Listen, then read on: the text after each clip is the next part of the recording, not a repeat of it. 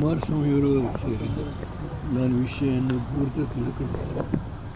ಯಾರೋ ಒಬ್ಬರು ಜಿಲ್ಲಾ ಪಂಚಾಯತಿಗೆ ಸದಸ್ಯರು ಪಕ್ಷಕ್ಕೆ ಸೇರ್ತಾರೆ ಅಂತ ಗೊತ್ತಾಗಿದೆ, ಅದರಿಂದ ಹೋಗಿದ್ದಾರೆ ಅಂತ ಕೇಳಿದೆ. ನಾನು ಆ ಮಟ್ಟಕ್ಕೆ ಇಳಿಯೋದಿಲ್ಲ.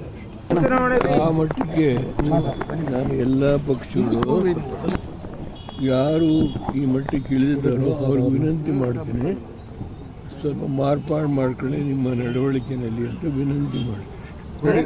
ಹೋಗ್ಬೇಕಾಗಿದೆ, ಕ್ವಶನ್ ಆನ್ಸರ್ ಬೇಡ. ತಳಮಟ್ಟಕ್ಕೆ ಹೋಗಿದೆ ರಾಜಕೀಯ ವ್ಯವಸ್ಥೆ.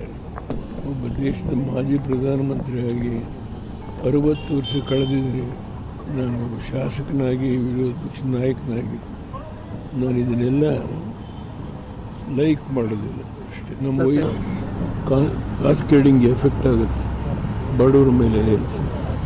ತರಕಾರಿ ಸಾಗಾಣಿಕೆ, ದಿನನಿತ್ಯ ವಸ್ತುಗಳು, ಅಕ್ಕಿ, ಮತ್ತೊಂದು ಸಾಗಾಣಿಕೆ, ಇದೆಲ್ಲ ಕಾಸ್ಟ್ ಜಾಸ್ತಿ ಆಗುತ್ತೆ.